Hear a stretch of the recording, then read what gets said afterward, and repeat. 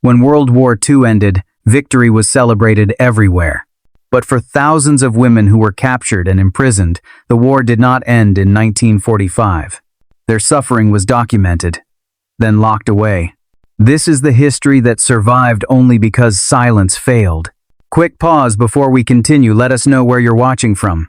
If you're finding this story meaningful, subscribe and consider liking and sharing to help it reach more people. Now, let's continue. On the 1st of September 1939, Germany invaded Poland, triggering a global conflict. Borders hardened, radios announced mobilization, treaties collapsed, civilians became targets. History accelerated violently, dragging societies into war and reshaping law, memory, and endurance for generations. What began as territorial aggression soon evolved into an ideological struggle. Nations measured survival through sacrifice, resources, bodies, and loyalty. Industrial violence blurred the lines between the front lines and home, compelling women into unprecedented roles driven by necessity, fear, and total war demands. By 1940, Germany controlled much of Europe. France fell in June, and occupation brought curfews, obedience, and administrative violence.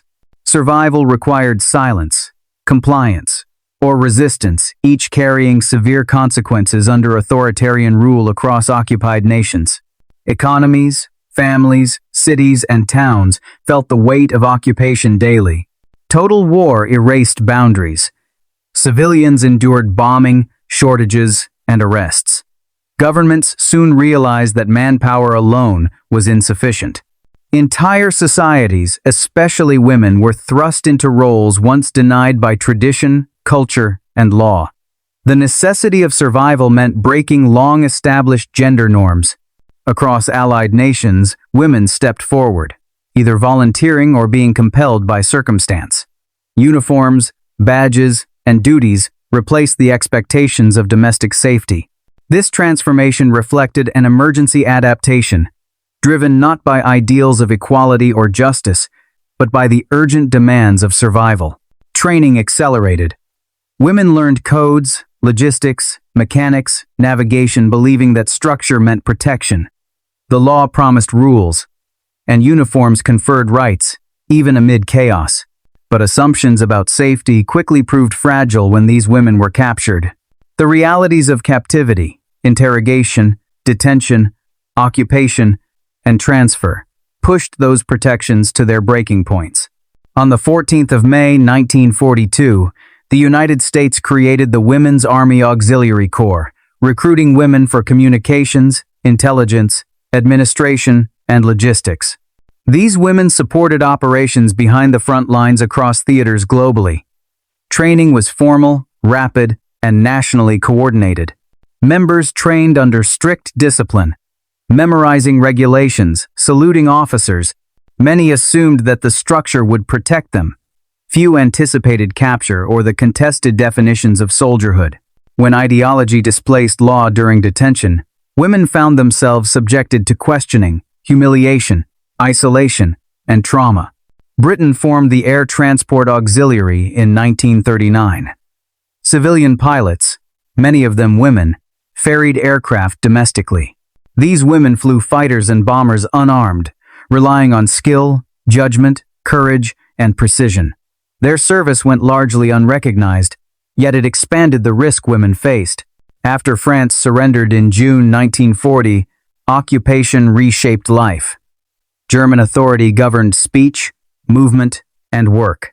Resistance formed invisibly through trust, secrecy, and courage. Networks of couriers, organizers, and intelligence gatherers working under constant threat of reprisals, arrests, imprisonment, and execution. Women became couriers and organizers, moving messages and supplies beneath clothing, in baskets, or hidden under their skirts. Their roles were dangerous but essential. Captors labeled them criminals, denying them prisoner protections, rights, and recognition. They became invisible in the eyes of the law. The Geneva Convention of 1929 governed the treatment of prisoners, including women. However, it lacked enforcement.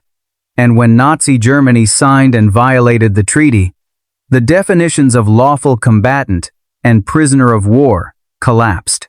Women's rights were stripped away rapidly through ideological punishment, detention, interrogation, and secrecy. Nazi ideology enforced rigid gender roles. Women were considered fit only for motherhood and domesticity, and their defiance was framed as corruption, not resistance. This justification allowed their treatment to be framed as correction rather than detention. Punishment was deemed necessary to bring them into conformity. When arrested, women were immediately separated from their families. Their belongings were seized. Names were replaced with numbers. Transfers followed without notice, and humanitarian oversight was absent. The women were subjected to systematic isolation, neglect, and dehumanization experiences that persisted long after the war. Gestapo prisons and interrogation centers were ordinary buildings hiding extraordinary horrors. These locations were not marked on maps, and many were destroyed before liberation. The cruelty, intimidation, and isolation that occurred in these places were recorded in clinical language, but survivors' memories provided a different, deeply human perspective. Ravensbrück, the concentration camp for women, opened in May 1939, north of Berlin. Political opponents, resistance members, Jews, and foreigners filled its overcrowded barracks. Women suffered forced labor, starvation, disease, violence, and medical experimentation. Life in the camp followed a brutal routine, and survival required endurance and solidarity. Despite the horrific conditions, bonds formed quietly among the women. They shared warmth, stories, and even scraps of food. In the face of relentless dehumanization, they preserved their humanity through small acts of resistance communication through whispers, gestures, and shared memories of life before captivity. In 1943, Allied forces invaded Italy, opening the southern front. Towns were bombed, civilians displaced, progress slowed. Those working behind the front lines, including women in logistical and medical roles, thought they were safe. However, proximity to the fighting quickly erased any illusion of safety. Between January and May 1944, Monte Cassino saw 4 brutal Allied assaults. Thousands died, and progress stalled. Civilians working near the front were vulnerable, showing that no role, no matter how far from the battlefield, guaranteed safety. War's indifference to rank, gender, and training became painfully clear. Captured women were subjected to varying interrogation tactics. Isolation, deprivation, and psychological pressure were used to extract information. In many cases, these tactics went beyond the bounds of law and morality. The conditions faced by these women were inconsistent, but the patterns of abuse were clear and systematic. By the 6th of June 1944, Allied forces landed in Normandy, beginning the liberation of Western Europe. But for those still imprisoned, the approaching fronts meant increased risk. Records were destroyed. Prisoners were moved deeper into enemy territory. Liberation was near, but it came at an increasingly high cost. When Paris was liberated in August 1944, the streets erupted in celebration. Resistance fighters were cheered. Yet, elsewhere, women remained imprisoned. Their suffering, invisible in the jubilation, was overlooked once more. Their voices were silent amid the public joy, and their experiences remained in the shadows. Survivors faced a bitter reality. Their liberation did not bring immediate relief. Many women were separated once again by Allied authorities. Medical examinations, intelligence interviews, and paperwork took priority over recovery. Liberation, for them, meant more scrutiny, not celebration. Post-war, many women returned home without ceremony or recognition. Some were sent directly to hospitals. Others were simply discharged and sent on their way. In contrast, male soldiers were celebrated, given medals, and covered by the media. Women received no such treatment, and their stories were often relegated to silence. In the 1,950 seconds, survivors lived quietly, often avoiding public attention. They had few avenues to speak about their experiences. Trauma surfaced in subtle ways through behavioral changes, sudden quietness, or guardedness. Families sensed the distance but could not understand the cause. Silence became a coping mechanism, both for protection and to avoid the discomfort of speaking out. During the 1,960 seconds, social change sparked new questions about the wartime experience of women.